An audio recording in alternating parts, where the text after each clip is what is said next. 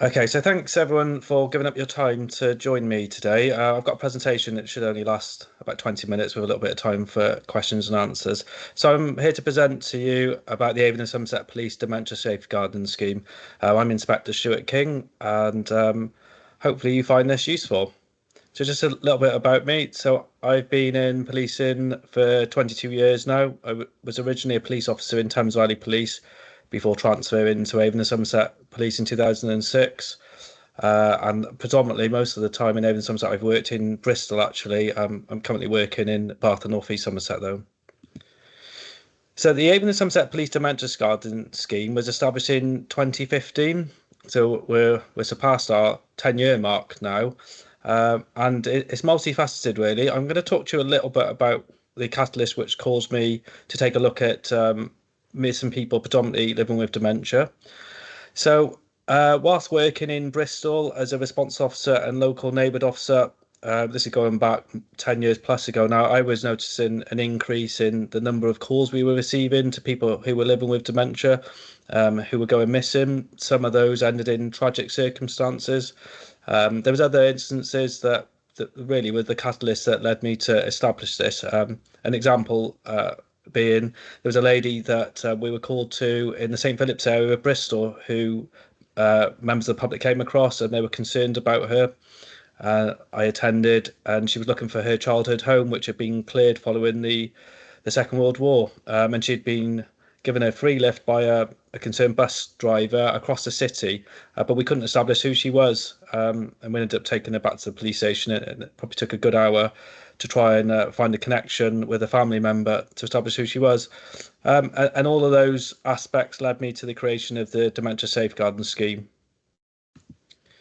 So we've got five strands really to the Dementia Safeguarding Scheme. The first was the introduction of GPS tracking devices, which we allocated on a smaller scale to the rest of the devices that I'll speak about shortly. That was in partnership with Bristol City Council back in 2015.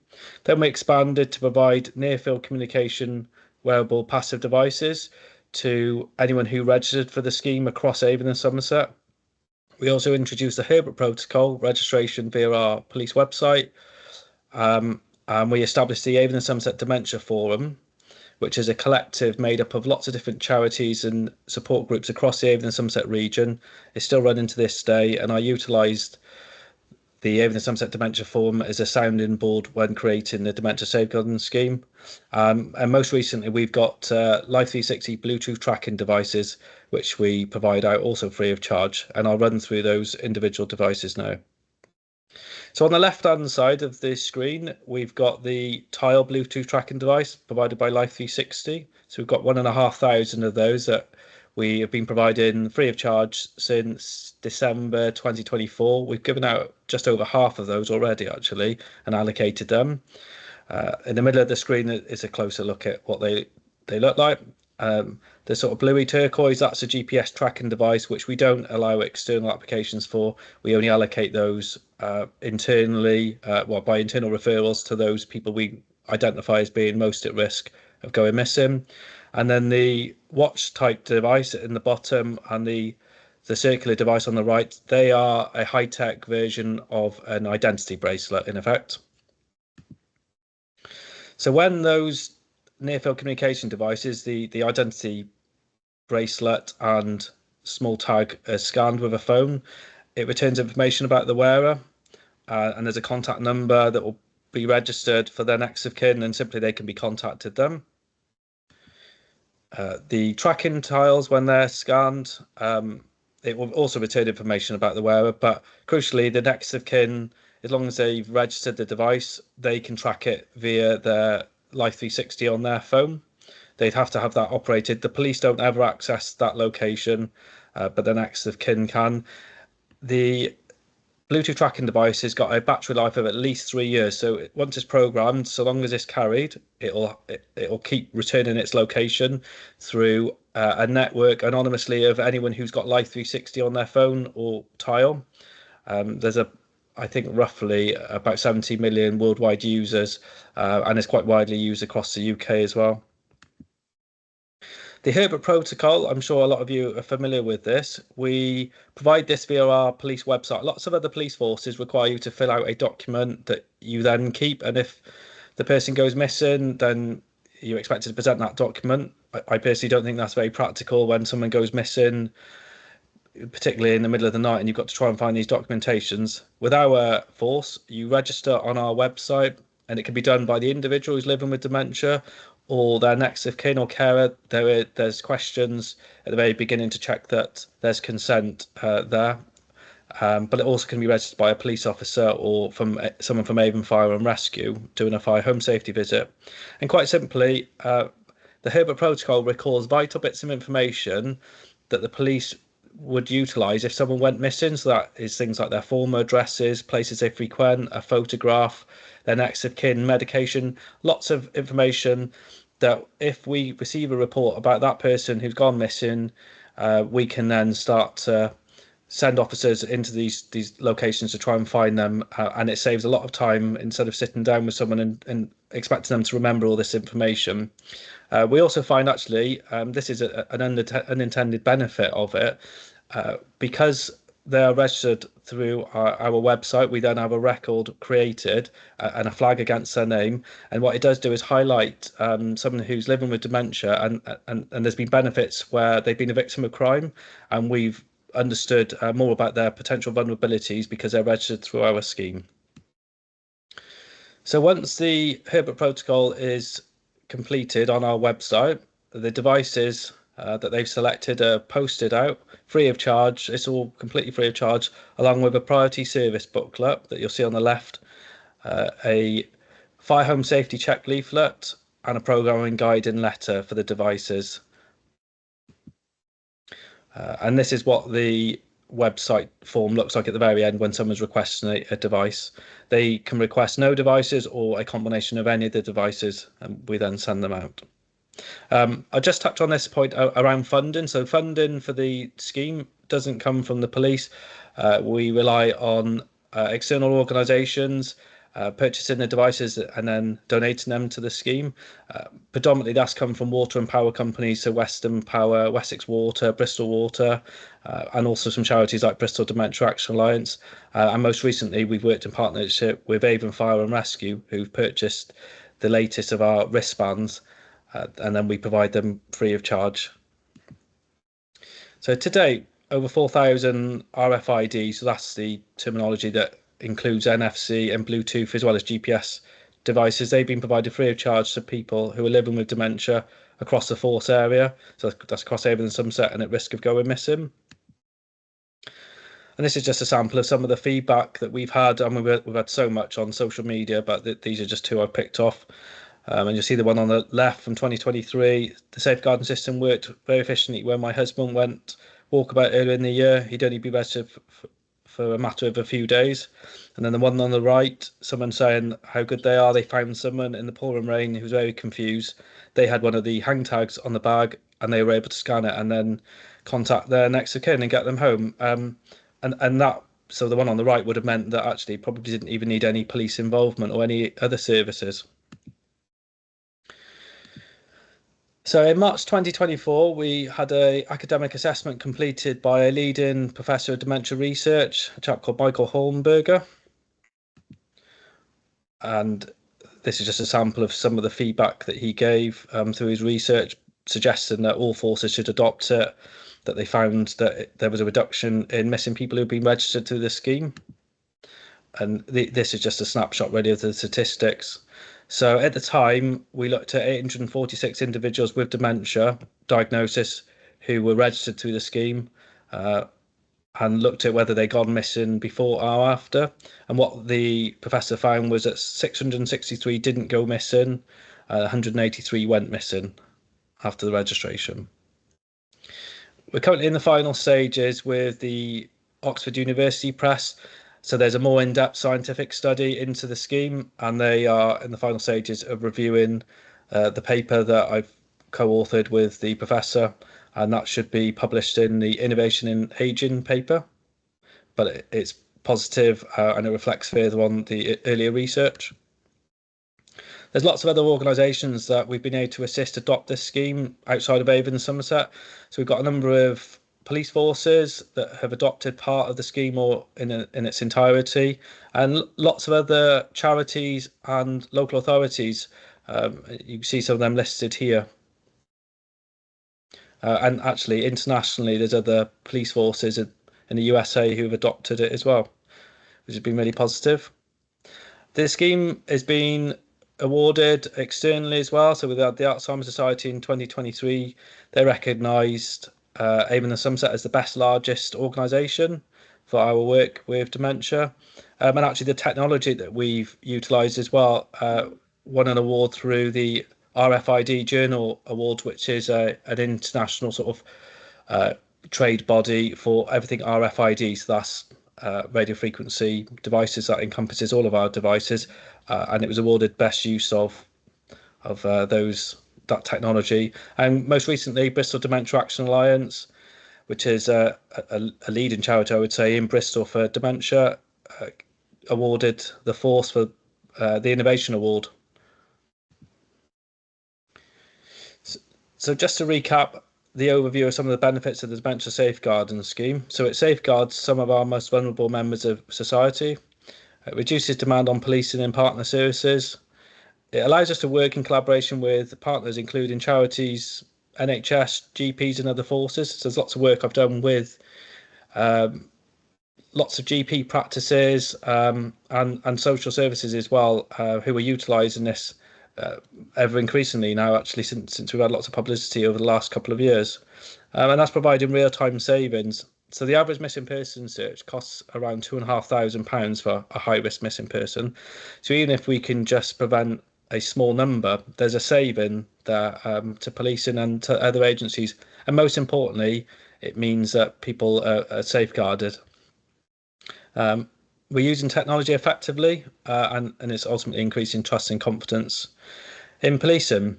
So I'll conclude by saying that this isn't a substitute for good care. It's not the answer to everything, but it's something more than we were doing, which was very little in terms of the preventative work through use of technology. And it's been running for 10 years now, and I'm pleased that we've been able to help some people and see a reduction. So thank you for listening, and I welcome any questions.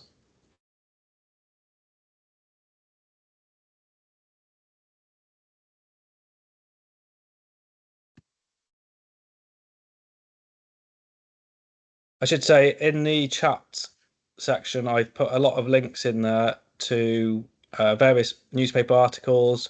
There's a Crime Watch link as well, actually, because we appeared on there recently, that gives an overview of what I've just spoken about again. And most importantly, the online Herbert protocol, that's the application for the Dementia Safeguarding Scheme for anyone who's registering or registering someone that they care for.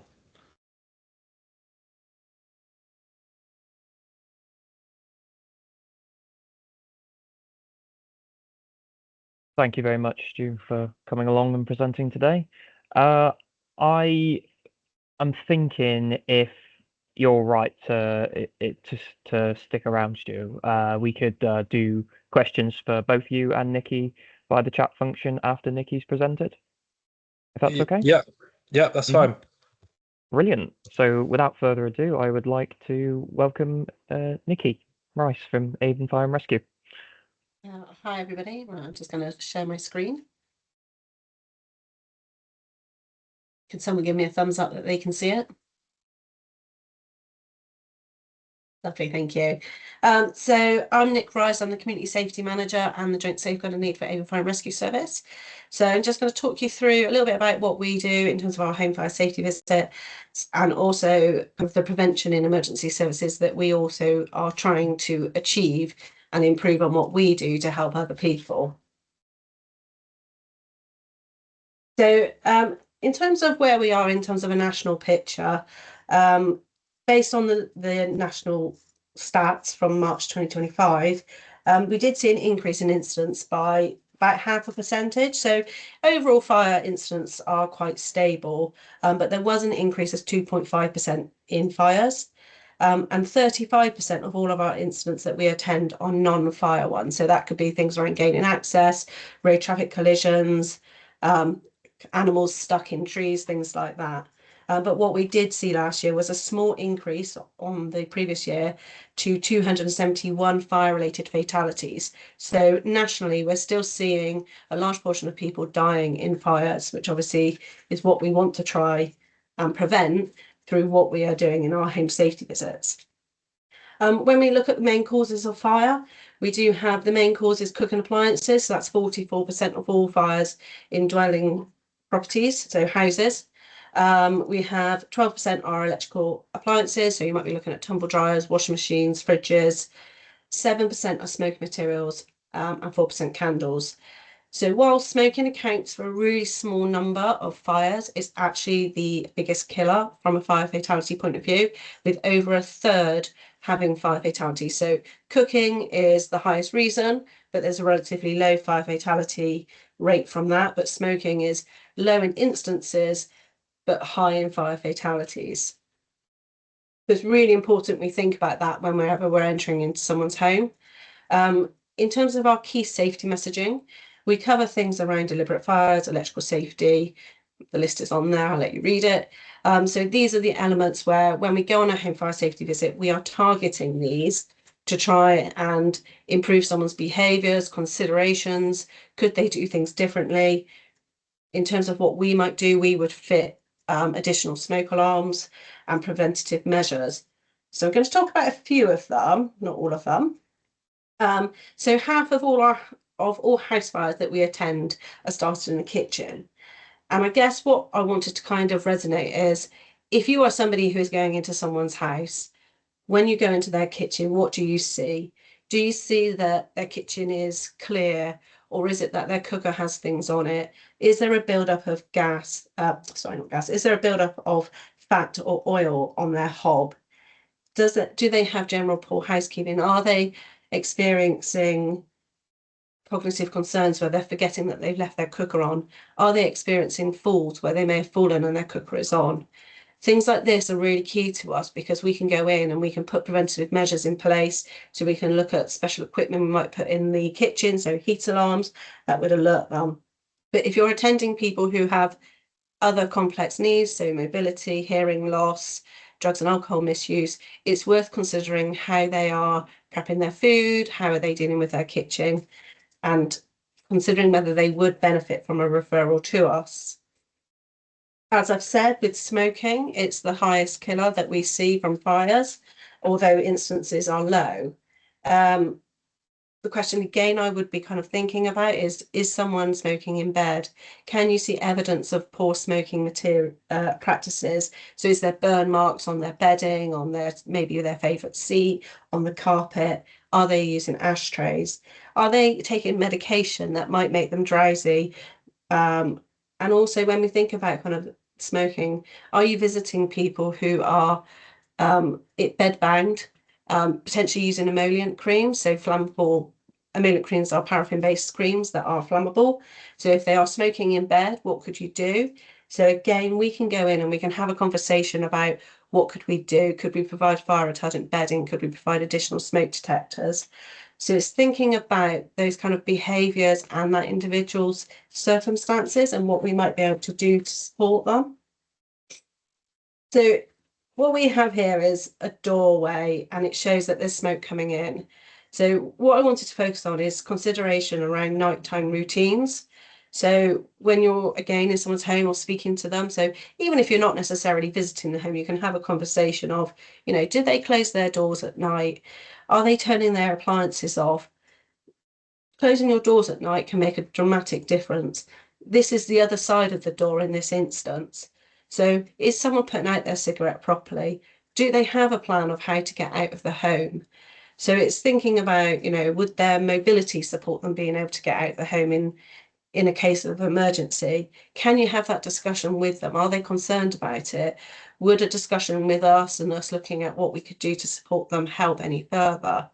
So it's really, really key. And as you can see, the door stopped the fire quite significantly there going into the bedroom. And that might be the difference between us getting there and being able to get them out and not. So it's really, really important. Wanted to touch briefly on hoarding. Obviously, we know that we have properties within our area that are hoarding. What is important is also considering conversations again. Can they close their doors? Do they have doors on all of their rooms? What type of items are they hoarding? So if you think about, is it lots of paper? Is it gas cylinders? Is it wood? We've seen all kinds of different hoarding and at all kinds of level. But one of the considerations is, are their exits and entrances clear? Again, would they be able to get out in an emergency situation? If they have poor mobility, would that affect them further? Are they living in a flat? Is the hoarding going into the communal area? So it's things like this that we kind of would ask that you consider. And again, that may drive you to put in a home fire safety visit referral to us. The cluster image rating scale is really key for us because it allows us to see the level of hoarding that we are looking at. Those additional items also help us triage, and it's really important that we know what we are looking at. So I encourage everybody to be familiar with the clutter image rating scale. It's also worth considering that when you go into a hoarded property, there might be things that aren't as obvious. So for example, what are the electric wires like underneath the hoarding? So if somewhere has been hoarded for a long period, is there an issue with those electrics? Has the electrics been checked recently? Is there any infestation? So are there any kind of rats or mice in there that might impact someone's electrical wiring? And so it's really important to think about those wider aspects. It all comes down a lot to, do they have a working smoke detector? Many homes do now have wired mains, but we can look at how we can support people further. So does that person have hearing loss? Would they hear their smoke detector? Would they know what to do if it went off? Do they have that plan to get out? And I think that's the key things that we're looking at. We look at what else could they benefit from. So we offer heat alarms, deaf alarms. So the deaf alarms have a bed shaker that you put under your pillow and a strobe lighting. So if it goes off, they're linked and it would alert you from the bedroom. We have carbon monoxide alarms, and all of this stuff is all free for the occupant. So we will provide it. Again, in the instances where we might have somebody who is bedbound and smoking, we can talk about maybe using fire retardant spray, fire retardant blankets and bedding that will also support them in their home. And so it's really key that, you know, if you get the opportunity, you check their smoke detectors. Do they have them? Do they work? If not, you can make a referral to us. So a little bit about our referral process. I think Luke has handily put in the chat for me the link to make the referral.